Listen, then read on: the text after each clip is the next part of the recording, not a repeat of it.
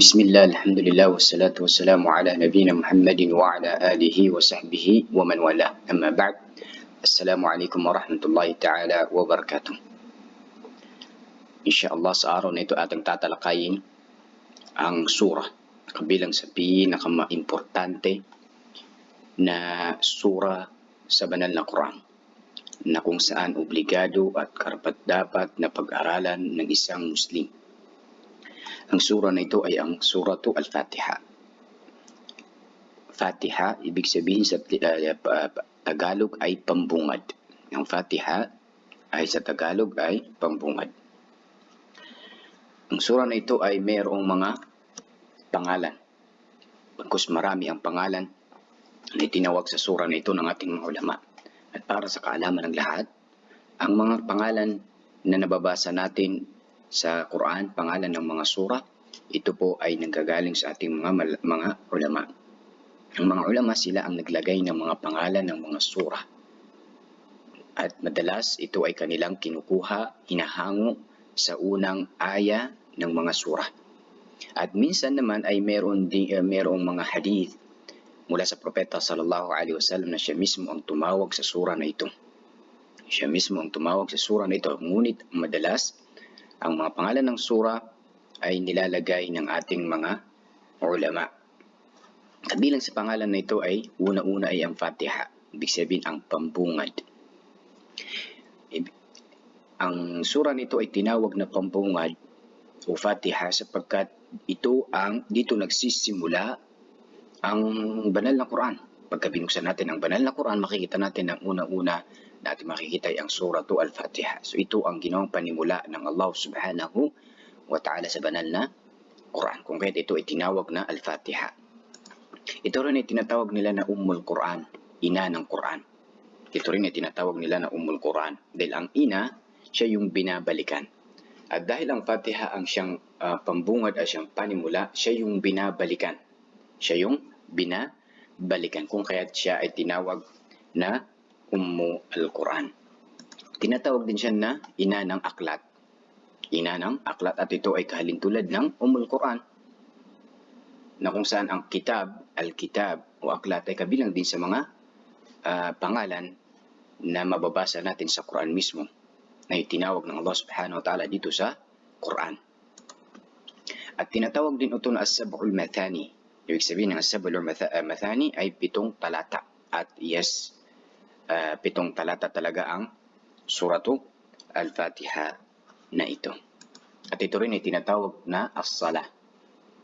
Ito ay makikita natin sa hadith Qudsi na kung saan ang Allah subhanahu wa ta'ala kanyang sinabi, qasamtu as-salata baini wa baina 'abdi nisfain. Hinati ko ang sala sa pagitan ng aking alipin sa dalawa. At ang tinutukoy rito ng Allah subhanahu wa ta'ala ay ang sala. Ang tinutukoy rito ay ang sala. Bakit? Dahil ito ay pinaliwanag ng mga susunod na kanyang sasabihin. فَإِذَا قَالَ alhamdulillah, kapag sinabi niyang alhamdulillah, ibig sabihin ito yung surat al-Fatiha. Kung kaya't nalaman natin na ang tinutukoy niya doon sa sala na sinabi niya sa umpisa ay ang Fatiha. Ay ang suratu al-Fatiha. Kahalagahan nito. Kahalagahan ng Quran. Una, ang kahalagahan ng suratul Fatiha. Una, ito ay isa sa mga haligi ng sala. Ang haligi, ibig sabihin ng haligi ay hindi tatayo ang isang bagay kung walang mga haligi. Ganun ka-importante ang haligi. At ang sala ay merong 14 na haligi ang sala. At ang pinaka-pangunahin dito ay ang suratu al-Fatiha. Ang pinaka-pangunahin dito ay ang suratu al-Fatiha. Iniulat ni Ubadah bin Samit, kanudan siya ng Allah, kanyang sinabi, katotohanan ang sugo ng Allah ay nagsabi, walang sala siya na hindi binasa ang Fatiha ng aklat. Ay la salata liman lam yaqra bi Fatihatil kitab. Kapag ikaw ay nagsala at hindi mo binasa ang surat al-Fatiha, bagaman ito ay iyong saulado at iyong alam ang surat al-Fatiha, at sinadya mo na ito ay hindi basahin, sinadya mo man ito o hindi mo sinasadya o di kay nakalimutan mo, ang iyong pagsasala ay walang saysay. kailangan mo itong ulitin sapagkat hindi mo nabasa, hindi mo nagawa ang isa sa mga haligi ng sala. At yun ay ang pagbabasa ng suratu Al-Fatiha. Kainaman ng suratu Al-Fatiha. Una, ang sura na ito ang siyang pinakamainam na sura sa lahat. Siyang pinakamainam na sura. Iniulat ni Abu Hurairah, kalugdan siya ng Allah, tunay na ang sugo ng Allah ay sinabi kay Ubay ibn Ka'b, nais mo bang turuan kita ng sura na hindi na ipahayag sa Torah at sa Injil at sa Zabur at Furqan na katulad nito? Sinabi ni Ubay ibn Ka'b, oo ya, sugo ng Allah. Sabi ng Rasul sallam, paano ka nagbabasa ng Quran? Ng sala. Ano ang binabasa mo sa sala? Sinabi ni Ubay ibn Ka'b, binabasa ko ang Quran, ay ang suratu Al-Fatiha. Karugtong nito, kasi ito yung mahabang hadith, sinabi ng Propeta sallam, walladhi nafsi biyadi, sumpaman sa siya na may hawak ng aking sarili, tunay na siya ay hindi na ipahayag sa Torah at sa Injil at sa Zabur at Furqan. So ganun, kainam ang sura na ito. Pangalawa, itong ay tinatawag na as-sab'ul mathani. Actually, sa Tagalog, ay sinalin nila ito na 7 talata ng ating mga kapatid.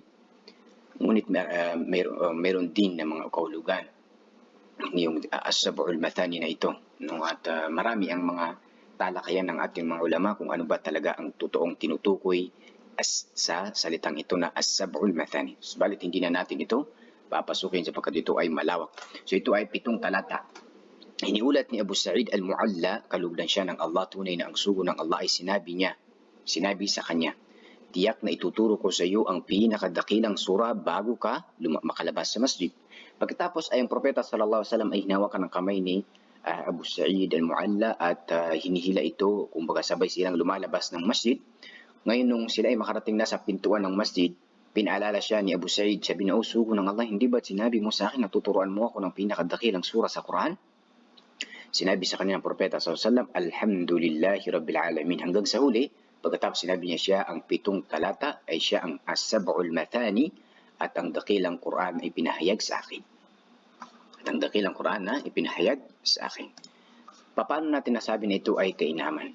Kasi dito sa hadith na ito, sinabi ng Propeta sallallahu alaihi wasallam ang as-sab'ul mathani, 7 talata. Pagkatapos at ang Quran. Itong 7 talata tinutukoy suratul Fatiha ay kasama siya sa sa Quran. Kasama siya sa Quran. Pero siya ay tinukoy. Ito ay nangangahulugan ng kanyang mataas na antas. Kapag halimbawa sa mga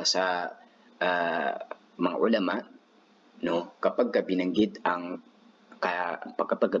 pangalan na pangkalahatan, pagkatapos ay binanggit ang isang tukoy na pangalan na kasama naman doon siya sa pangkalahatan na pangalan, nangangahulugan na itong pangalan na ito na tinukoy ay dakila, mataas ang antas.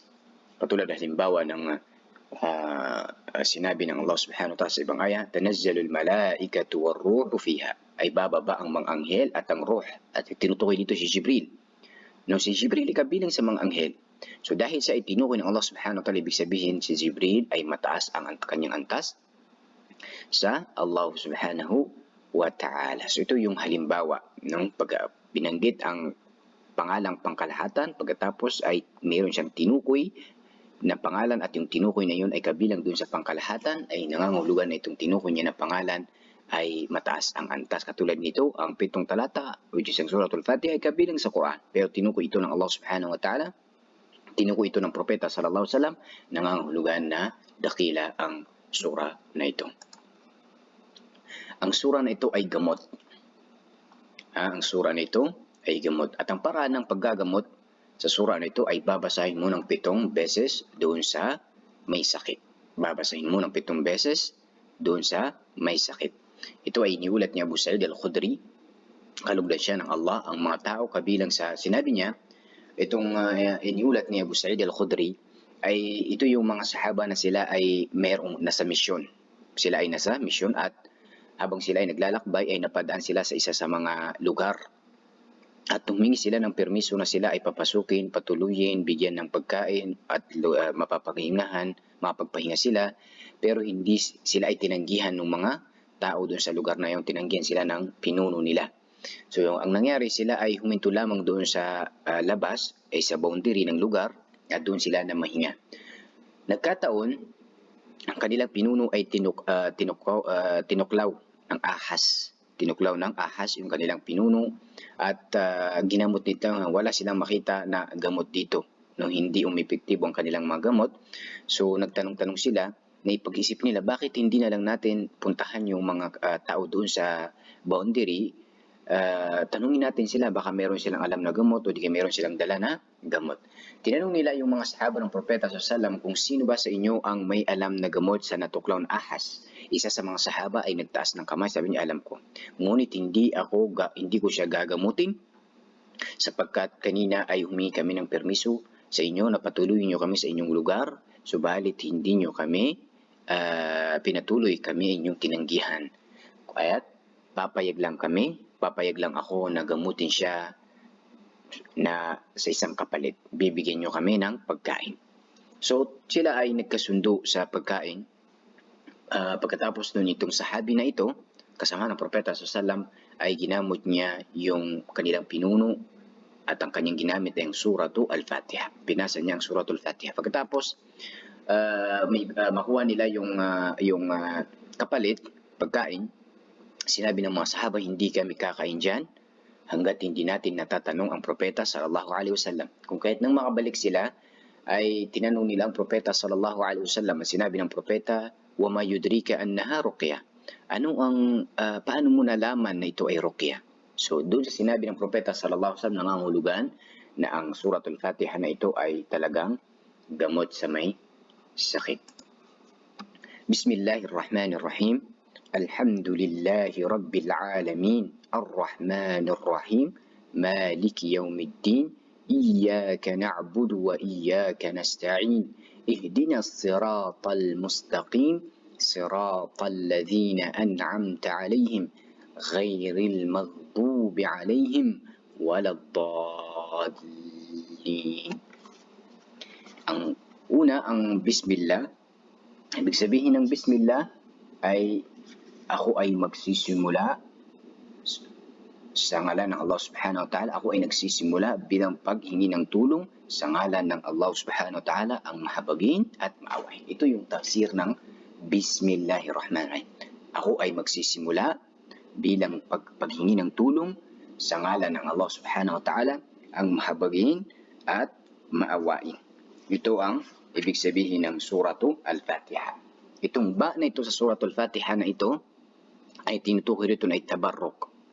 Tabarruk, yung ba na yan ay tabarruk. Ibig sabihin ay ikaw ay gagamitin mo itong pangalan ng Allah subhanahu wa ta'ala bilang tabarruk, bilang paghingi ng tulong, bilang paghingi ng pagpala mula sa Allah subhanahu wa ta'ala. At itong surat, aya na ito, yung Bismillahirrahmanirrahim, ay sa usapin na ito ay hindi nagkasundo ang mga pantas ng ating mga maalam, mga ulama. Sila ay nahati sa dalawa. May mga nagsasabi na ang Bismillahirrahmanirrahim ay kabilang sa suratul Fatiha. Kabilang sa suratul Fatiha. Mayroon din namang ikalawang pantas, ikalawang grupo nagsasabi na ang suratul Fatiha, ang Bismillah, ito ay independent na aya. Ito ay independent na aya, hindi ito kabilang sa suratu al-Fatiha. Ito ay hiwalay na aya. Itong kanilang mga salita, ito ay mayroong resulta. Ito ay mayroong resulta. Mayroong bunga, meron itong bunga.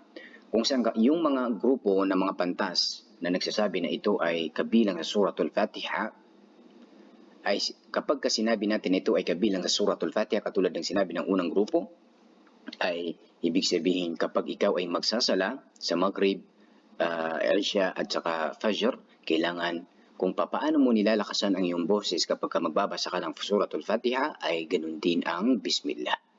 Hindi mo ito itatago. Kasi bakit? Dahil sabi nila ito ay kabilang sa suratul Fatiha. At sinasabi rin nila na kapag nagbasa ka ng suratul Fatiha na hindi mo binasa ang Bismillah, ay ibig sabihin ay invalid ang iyong suratul Fatiha. Bakit? Dahil ito ay kabilang sa suratul Fatiha. Ang ikalawang grupo nagsasabi sila na hindi, ito kasali, ito ay hiwalay na aya. Hindi ito kabilang sa suratu Al-Fatiha. At sila na ikalawang grupo na nagsabi na hindi hiwalay na aya itong Bismillah, ito ang pinaka malakas sa lahat. Dahil una, nabanggit natin yung Hadith Al-Qudsi na kanina na sinabi natin, nabanggit natin na kung saan Allah subhanahu wa ta'ala ay sinabi niya, ay qasamtu salata baini wa baina abdi nisbain. Hinati ko ang sala sa pagitan ko sa pagitan ng aking alipin ng dalawa. At ang sala na tinutukoy rito ng Allah ay ang suratul Fatiha. Pagkatapos, pagka sinabi niya Alhamdulillah, nakita niyo na ang Allah subhanahu wa ta'ala ay sinimulan niya sa Alhamdulillah. Kapag sinabi niya Alhamdulillah, Ya Rabbil Alamin, ay ibig sabihin ay nagpasalamat sa akin ang aking alipin. So, ibig sabihin ay hindi sinimulan ng Allah subhanahu wa ta'ala sa Bismillah. Hindi sinimulan ng Allah subhanahu wa ta'ala sa Bismillah, kundi Alhamdulillah. So, ito yung malakas. At bagkus sa isang hadith na iniulat ni Anas bin Malik, iniulat ni Anas bin Malik, ay sinabi niya na ako ay nagsala sa likod ng propeta sallallahu alaihi wasallam, sa likod ni Abu Bakar, sa likod ni Umar, at sa likod ni Uthman, at silang lahat ay nagsisimula sila, pinubuksan nila ang sala, kapag sila nagsasala, nagsisimula sila sa Alhamdulillahi Rabbil Alamin at hindi nila binabanggit ang Bismillahirrahmanirrahim. Hindi nila binabanggit ang Bismillahirrahmanirrahim sa umpisa at sa huli. Hindi nila binabanggit. So, ibig sabihin, ang Bismillah ay hindi kabilang sa suratu Al-Fatiha. Hindi kabilang sa suratu Al-Fatiha. Alhamdulillahi Rabbil Alamin. Alhamdulillahi Rabbil Alamin sa pagsasalin sa lingwaheng Tagalog, ang lahat ng papuri ay sa Allah, ang Panginoon ng lahat ng mga nilikha. Ang alhamd, itong alhamd, ay ito yung paglalarawan. Ibig sabihin, ito yung paglalarawan doon sa paglalarawan sa Allah subhanahu wa ta'ala sa lahat ng kumpletong papuri. Sa lahat ng kumpletong papuri. Ilalarawan mo ang Allah. Ibig sabihin kapag sinabi mo Alhamdulillah, ay parang inilalarawan mo ang Allah sa lahat ng kanyang kumpletong katangian, magandang katangian na may kasamang pagmamahal at pagdadakila. Kapag sinabi mo Alhamdulillah, ibig sabihin pinupuri mo ang Allah subhanahu wa ta'ala na mayroong kasamang pagmamahal at pagdadakila. Bakit kailangan natin sinasabi natin ng pagmamahal, may kasamang pagmamahal at pagdadakila? Dahil actually ang pagpuri ay nagagawa natin kahit mismo sa ating mga katulad ng mga tao. Pero ang kaibahan ay maaari nating purihin yung tao pero walang pagmamahal at pagdadakila. Katulad halimbawa ng pagpupuri ng iba sa mga matataas ang posisyon dito sa mundo. Katulad halimbawa pagpupuri ng iba sa mga mayor, gobernador, presidente para meron silang makuha na posisyon. O di kaya para makakuha sila ng benefit. Meron silang layunin sa pagpupuri na ito kahit paman na kinamumuhian nila yung taong ito. Pero ang Allah subhanahu wa ta'ala kapag nagsabi tayo ng Alhamdulillahi Rabbil Alamin ay dapat nating pakiramdaman na ito ay sinasabi natin sa Allah subhanahu wa ta'ala na mayroong kasamang pagmamahal at pagdadakila sa Kanya. Kaya mayroong kasamang pagdadakila sa Kanya. At ang Allah, itong pangalan ng Allah, ito ang pinakadakila sa lahat ng pangalan ng Allah subhanahu wa ta'ala. Pagka sinabi natin ng Allah ay ito yung tinatawag nila pinakadakila sa lahat ng mga pangalan ng Allah subhanahu wa ta'ala. Hindi lingid sa ating kaalaman ng Allah subhanahu wa ta'ala may mga pangalan, katulad halimbawa ng 99 names of Allah. At ang Allah ang siyang pinakadakila sa lahat. At ang ibig sabihin ng Allah, ito ay galing sa salitang ugat na al-ilah. At kapag sinabi natin Allah, ito ay al-ma'lu. Ibig sabihin ay siyang sinasamba. Al-ma'lu, siya ang sinasamba. Ito yung kahulugan ng Allah. Ito ay natatanging pangalan ng Allah subhanahu wa ta'ala, subalit may kahulugan. Katulad ng ating mga pangalan na minsan may kahulugan at minsan madalas ay mayroong mga kahulugan. Madalas. At itong Allah ay mayroong kahulugan. Ibig sabihin ay siyang sinasamba ng Allah subhanahu wa ta'ala. At ang pangalang Allah ay saklaw nito ang lahat ng mga iba pang pangalan at katangian ng Allah subhanahu wa ta'ala. Paano? Kasi ibig sabihin ng Allah ay siyang sinasamba. At ang sinasamba ay, bakit natin siya sinasamba? Dahil siya yung naglikha, siya yung nagbibigay ng biyaya, siya yung pumapatay, siya ang nagmamanipula, siya ang hari. Ito ay siya, kaya natin siya sinasamba. Kahit natin siya sinasamba. At kung kaya natin nasabi ng lahat ng mga pangalan ng Allah subhanahu wa ta'ala, ang Allah ay saklaw nitong lahat ng mga pangalan. Anong iba bilang sa mga pangalan ng Allah? Halimbawa, yung pangalan ng Allah na Al-Khaliq, ay tagapaglikha. So ito ay saklaw to ng Allah. Dahil bakit? Dahil ang Allah ay siyang sinasamba. Bakit natin siya sinasamba? Dahil siya yung tagapaglikha. Diba? So saklaw nito yung lahat ng mga pangalan. Katulad ng Al-Mudabbir ay siyang nagmamanipula. Bakit mo siya sinasamba ng Allah? Dahil siya yung nagmamanipula. Sasambahin mo ba yung hindi nagbibigay ng biyaya, yung hindi naglilikha? Diba? So, itong Allah ay saklaw nito ang lahat ng kanyang mga pangalan. Kahulugan ng lahat ng kanyang mga pangalan ay saklaw nito, saklaw ng kanyang pangalang Allah. Kung kaya't ito ang pinakadakila sa lahat ng mga pangalan ng Allah subhanahu wa ta'ala. Pagkatapos sinabi niya, Rabbil Alamin, ay Panginoon ng lahat ng mga nilikha. Itong Rabb ay, ito ay pangalan din ng Allah subhanahu wa ta'ala. No? Ito rin ay pangalan ng Allah subhanahu wa ta'ala o katangian ng Allah subhanahu wa ta'ala. At ang Rabb, ang tinatawag na Rabb ay Panginoon, ay siyang nasasaklaw nito ang tatlong kahulugan. Una ay tatlong katangian. Ang Rabb ay nasasaklaw nito ang tatlong katangian. Una ay ang paglikha. Pangalawa ay ang paghahari. Pangatlo ay ang pagmamanipula. So ito ay saklaw ng lahat. Itong tatlong ito na katangian ay saklaw ng tinatawag na Rabb. Tinatawag na Rabb. At mapapansin na ang Rabb ay siya yung tinatawag natin sa tauhid na ar-rububiyya. Tauhid ar-rububiyya. At ang Allah, nabanggit natin, ang kahulugan nito ay siyang sinasamba. Ibig sabihin, ito yung tinatawag sa tauhid na tauhid al-uluhiyya. Kung kaya mapapansin natin na inuna niya ang kanyang pangalang Allah. Dahil ang tauhid al-uluhiyya ang siyang pinaka-importante kaysa sa tauhid ar-rububiyya. Dahil ang tauhid ar-rububiyya ay walang tumatanggi nito. No? Walang tumatanggi na talagang mayroong Panginoon na tagapaglikha, nagtutustos, nagbiyabiya, nagmamanipula. So, sa mga panahon ng mga musyrikon, sa panahon ng propeta sallallahu alaihi wasallam, ang tinanggihan nila ay yung uluhiyya, ay ang pagsamba. Pagsamba sa Allah subhanahu wa ta'ala na natatangi lamang na siyang sasambahin. Ito lamang yung tinanggihan nila. No, kaya sumasamba sila, alam nila na Allah subhanahu wa ta'ala ang siyang tagapaglikha, subalit sumasamba sila sa mga Diyos-Diyosan. Kung kaya't ang uluhiyya ay higit na mas importante kumpara sa uluhiyya, kung kaya't ito ang nauna, pangalan niyang Allah. Rabbil Alamin ay lahat ng mga nilikha. Itong alamin ay ito ay galing sa salitang ugat na alam. Ito ay galing sa salitang ugat na alam. Ito nyo? At ang ibig sabihin ng alam ay palatandaan. Ibig sabihin ng alam ay palatandaan. Kung saan ito ay tugma sa tugma. Bakit? Dahil ang mga nilikha ng Allah subhanahu wa ta'ala ay sila ay palatandaan na mayroong tagapaglikha. Ang lahat ng mga nakikita mo na nilikha ng Allah subhanahu wa ta'ala, ito ay palatandaan na mayroong tagapaglikha. Ito yung alam. Kung kaya sinabi niya ay Panginoon ng lahat ng mga nilikha. At ang nilikha, alamin ay galing sa luugat na alam ay palatandaan. At ang lahat ng mga nilikha ay palatandaan na sila ay palatandaan na mayroong tagapaglikha. Ar-Rahman Ar-Rahim, ang mahabagin at maawain. Ang mahabagin at maawain, ito yung pagsasali ng ating mga ustad sa Quran. Ang Ar-Rahman Ar-Rahim ay mayroong dalawang popular na pagpapakahulugan dito ng ating mga ulama. Dalawang popular na pagpapakahulugan dito ng mga ulama. Una ay sinasabi nila na ang Ar-Rahman Ar-Rahim.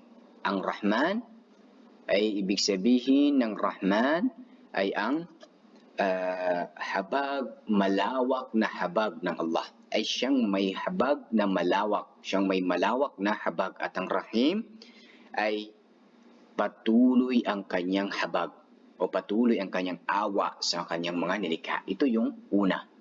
Ito yung una na pagpapakahulugan ng ating mga ulama sa Ar-Rahman Ar-Rahim. Ay ang Rahman ay malawak, siyang malawak ang habag. Ar-Rahim ay siyang patuloy ang kanyang habag. Patuloy ang kanyang habag. At ito ay napakalinaw. Dahil ang Allah subhanahu wa ta'ala ay nakikita natin na papatuloy nating tinatamas ang kanyang habag at hawa. So ibig sabihin nito sa unang pagpapakahulugan ng ating mga ulama ay ang Rahman ay katangian, no? Malawak na habag, at ang Rahim ay gawa, ay patuloy ang kanyang habag. Ibig sabihin na gawa, fi'al, no? Ikalawa ay sinasabi ng ating mga ulama na ang ibig sabihin ng ang Ar-Rahman Ar-Rahim, ang Ar-Rahman ay ang kanyang habag, ang Ar-Rahman ay yung pangkalahatang habag ng Allah Subhanahu wa Ta'ala. Saklaw nito ang habag nito ay saklaw nito ang lahat ng kanyang mga nilikha. At ang Rahim ay ang habag o di awa ay natatangi lamang sa kanyang mga tunay na mananampalataya, mga mananampalataya. Ang ibig sabihin sa ikalawang pagpapakahulugan ng ating mga ulama, ang Ar-Rahman ay saklaw nito ang habag na ito ay saklaw nito ang lahat ng mga nilikha ng Allah Subhanahu wa Ta'ala, kafir man o di kaya ay Muslim. Ang Rahim ay natatangi lamang ang habag ng Allah Subhanahu wa Ta'ala sa kanyang mga mananampalataya. So ito ang pinaka popular na dalawang pagpapakahulugan ng ating mga ulama dito sa Ar-Rahman Ar-Rahim.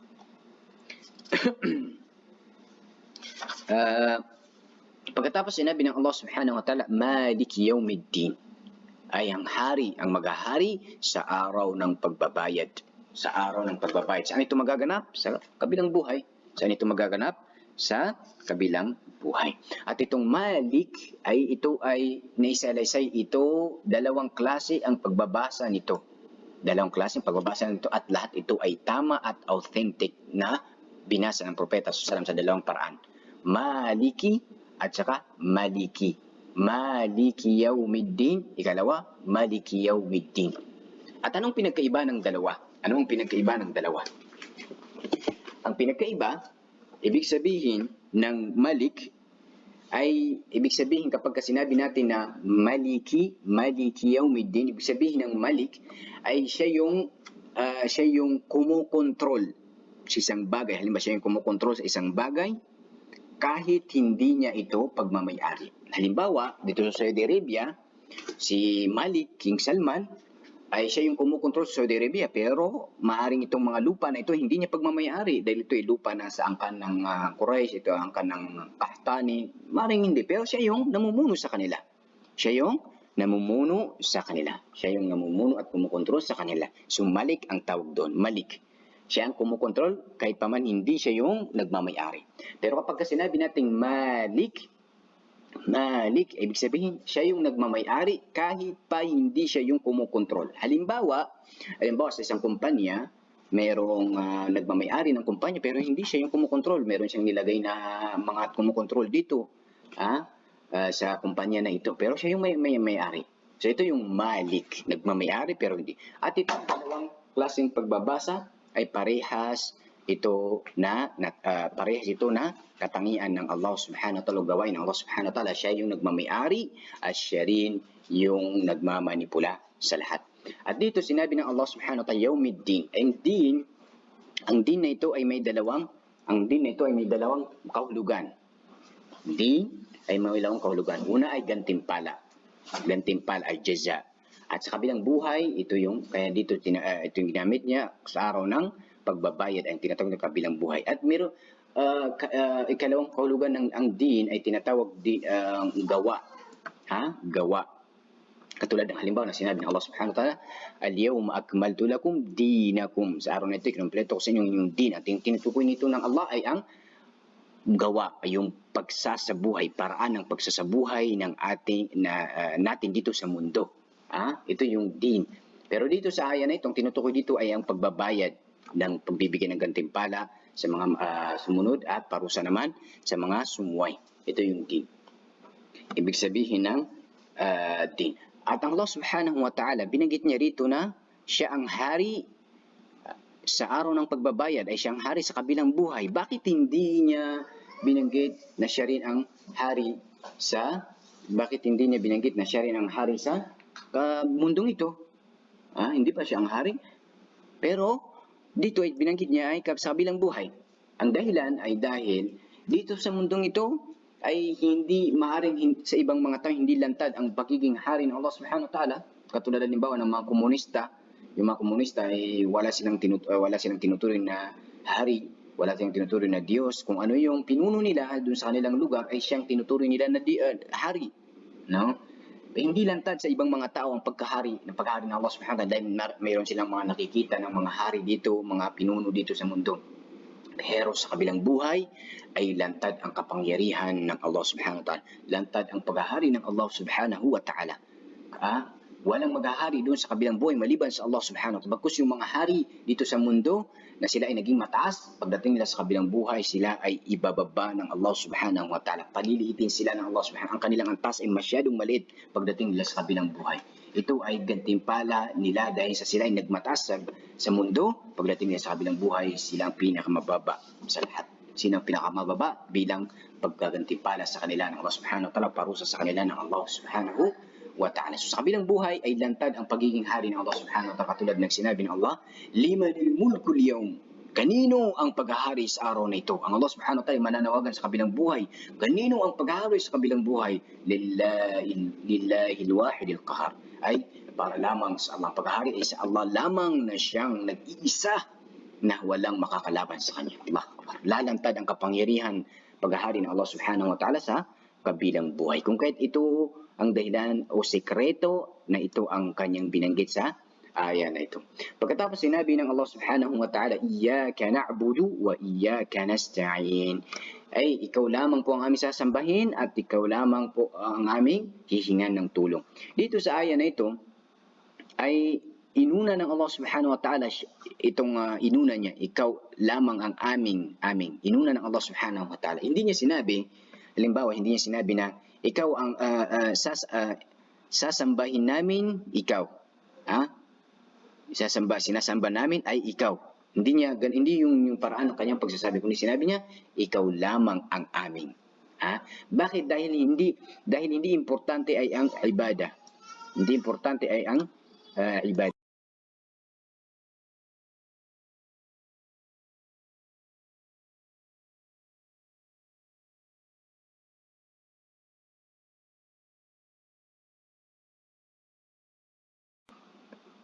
So, mas importante ang ibada kaysa hindi importante ang ibada, kundi kung kanino mo iaalay yung ibada. Kanino mo iaalay? Yun ang importante. Kanino mo iaalay? Kasi ang mga tao, kung ano-ano ang mga sinasamba ng mga tao at paraan ng kanilang pagsasamba. Hindi ito importante. Importante ito, pero ang mas higit na may importante dito, kung kanino mo iaalay ang iyong ibada. Iyon ang sekreto na ito ang kanyang inuna, aming sinasamba. At hindi niya sinamba na ang sinasamba namin ay ikaw. Hindi ganun ang kanyang pagkakasabi. At dito sa salita na ito, yung ibada, ibig sabihin ng ibada, iyyaka na'bud, ibada. Ay sa iyo pa, ikaw lamang po ang aming sinasamba.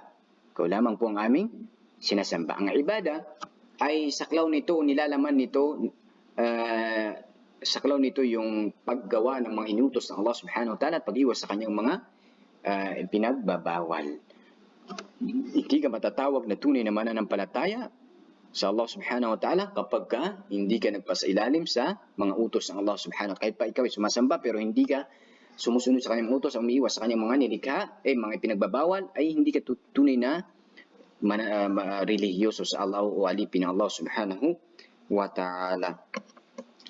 Pagkatapos ay sinunod ng Allah Subhanahu wa Ta'ala, ikaw lamang po aming hininga ng tulong. Mapapansin natin na inunan ng Allah Subhanahu wa Ta'ala ang ibada kaysa sa paghingi ng tulong. Bakit? Dahil ang ibada ay ito ay para sa Allah. Yung ibada kapag ka nagsasamba para sa Allah. Ito inialay mo para sa Allah Subhanahu wa Ta'ala. Hindi katulad ng paghingi ng tulong na ito ay para sa iyong sarili. Bakit ka humingi ng tulong? Para sa iyong sarili. No. Yun ang sikreto at ito ay hinuli ng Allah Subhanahu wa Ta'ala ito. Isti'ana o iyyaka nasta'in. Hinuli ng Allah Subhanahu wa Ta'ala dahil ito ay para sa isang tao. Para sa kanyang sarili. Pero ang ibada ay para sa Allah Subhanahu wa ta'ala. At ganun din, ikalawa, kung bakit ito ay binanggit ng Allah subhanahu wa ta'ala, paghingi ng tulong pagkatapos ng banggitin ang pagsamba sa Kanya, ay dahil ang pagsamba natin sa Allah subhanahu wa ta'ala ay kailangan natin ang tulong mula sa Kanya. Hindi natin masasamba ang Allah ayon sa paraan na Kanyang ginusto kung hindi tayo hihingi ng tulong sa Allah subhanahu wa ta'ala. Kung hindi tayo hihingi ng tulong sa Allah subhanahu wa ta'ala. At ang paghingi ng tulong, no, merong katanungan kung usapin kung pwede ba na humingi ng tulong maliban sa Allah subhanahu wa ta'ala sa lahat ng pagkakataon? Hindi po. Hindi. No, hindi pwede na tayo ay humingi ng tulong sa mga nilikha maliban lamang kung kaya niyang ibigay ang tulong na ating hinihingi. Kung hindi niya kayang ibigay ang tulong natin hinihingi, ito ay tinatawag na syirk. Ito ay pagtatambal sa Allah subhanahu wa ta'ala, katulad halimbawa ng ginagawa ng mga ibang mga tao na pumupunta sila sa mga libingan ng nipulan, pagkatapos ay humihingi sila ng tulong dito sa libingan na ito na namatay. Kung hindi nga niya natulungan ang kanyang sarili, paano ka pa niya tutulungan? So, at itong paghingi mo ng tulong sa kanya na hindi niya maibibigay sa'yo dahil siya ay nasa loob ng libingan, ito ay tinatawag na syirk, o di kaya pagtatambal. O di kaya ay paghingi mo ng tulong sa isang tao na wala siya sa tabi mo. Halimbawa, katulad ng isang tao, halimbawa, nakatira sa India, siya ay kilala sa India na tumutulong sa mga tao mahihirap doon. Pagkatapos ikaw nasa Pilipinas at ikaw ay tinataas mo yung mga kamay, Pulan, tinatawag mo ang kanyang pangalan, tulungan mo ako, ito ay syirk din, pagtatambal. Ito ay pagtatambal. Dahil hindi niya maibibigay ang iyong hinihingi ng tulong. Hindi niya maibibigay yung hinihingi ng tulong. So, kailan magiging tama o kailan ipinapahintulot ang paghingi ng tulong sa mga nilikha ng Allah subhanahu wa ta'ala? Ito ay pwedeng humingi ng tulong sa mga nilikha ng Allah subhanahu wa ta'ala kapag kaya nilang ibigay. Halimbawa, hingi ka sa kanila ng pera, pagkain, tubig, damit.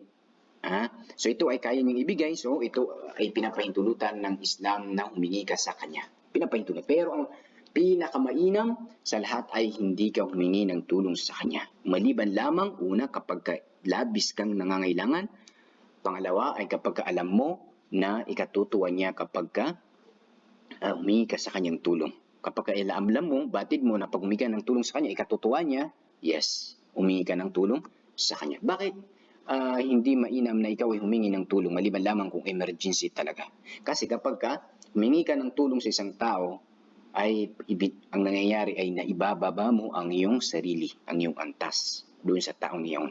At ang Islam, tinuruan tayo na maging yung ating identity ay mataas, no? Hindi natin masyadong ibinababa. Maliban lamang kung tayo magpapakumbaba. No? Kailangan maliban lamang pagpapakumbaba. Hindi yung magkaiba po yung pagpapakumbaba, yung ibinababa mo sa sarili mo, at yung magpapakumbaba na tinutukoy natin na pagiging humble, magkaiba. Yung ibinababa mo masyado yung sarili kahit na alam mo na hindi naman kailangan na ikaw yung manghingi, ay nakaugalian mo na ikaw ay kung sino-sino yung mga nakakasalubong mo ay humingi ka sa kanya na hindi naman ganun ka-importante. So ito ay ibinababa mo ang iyong sarili at hindi ito gusto ng Islam. Kung kaya't hindi ito ang mainam. Ang mainam, hanggat maaari, ay huwag kang humingi ng tulong sa mga nilikha na katulad natin ng mga tao. Pagkatapos sa sinabi ng Allah subhanahu wa ta'ala, ihdinas siratal mustaqim. Una, by the way, itong salita na ito na aya na ito, ay merong subhanallah si Ibn al-Qayyim rahimahullah ta'ala sa kanyang libro na Madarij as-Salikin ay binanggit niya ang tafsir nito. Tinafsir niya ang aya na ito na isa sa pinakamagandang pagtatafsir ng aya na ito. Sinabi niya sa aya na ito ay merong 4 na uri ng mga tao na nilalaman. Unang uri ay yung mga tao na sumasamba sa Allah subhanahu wa ta'ala at the same time sila ay humihingi ng tulong sa Allah. At ito yung pinakamataas na antas ng pagkaalipin ng isang tao. Pagkaalipin. Na siya ay sumasamba sa Allah at the same time siya humihingi ng tulong sa Allah subhanahu wa ta'ala. Ang paghingi ng tulong sa Allah subhanahu wa ta'ala ay sa lahat ng pagkakataon. Mali ang inaakala, iniisip ng mga iba na sila o di kaya ginagawa ng mga iba na humihingi lamang sila sa Allah subhanahu wa ta'ala ng tulong kapag sila ay nasa kagipitan. Ito po ay mali. Kundi ang paghingi ng tulong sa Allah subhanahu wa ta'ala ay sa maliit at malaki ay ito ay hingi natin sa Allah subhanahu wa ta'ala at hindi tayo hihingi lamang kapag tayo ay labis na nangangailangan. Because kahit simply ay ito ay hihingi natin sa Allah subhanahu wa ta'ala. Hihingi natin sa Allah subhanahu wa ta'ala at hindi natin ito yung una. Ito yung una. Pangalawa ay sinabi niya yung mga tao na ikalawang uri ng mga tao ay sila yung mga hindi sumasamba sa Allah at hindi rin humihingi ng tulong sa Allah. At sila yung pinakamasamang nilalang sa balat ng lupa. Hindi sumasamba at hindi rin humihingi ng tulong sa Allah subhanahu wa ta'ala.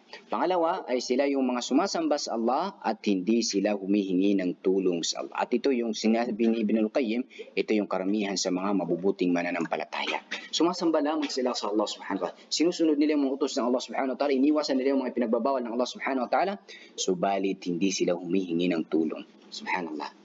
Hindi sila humingi ng tulong sa Allah subhanahu wa ta'ala katulad halimbawa ng mga mayayaman. Akala nila ay lahat ay kanilang gawin, kanilang kayang gawin, bilhin. So hindi sila umaasa, hindi sila tumutulong sa Allah subhanahu wa ta'ala. Ito po ay napakalaking pagkakamali. Pang-apat na uri ng mga tao ay sila yung mga humihingi ng tulong pero hindi sumasamba sa Allah. Nakakahiya ng mga taong ito.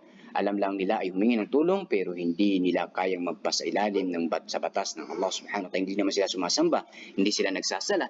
Tapos ay panay ang kanilang paghingi ng tulong sa Allah subhanahu wa ta'ala sa lahat ng kanilang mga pangangailangan. Mayroong mga ganyan, bagkus may mga tao pa na humingi ng tulong sa Allah subhanahu wa ta'ala kapag gagawa ng masama. Kapag halimbawa magnanakaw, sinasabi niya, Allah, padalhin mo sa akin ang pagnanakaw na ito. Ito yung apat na uri ng mga tao.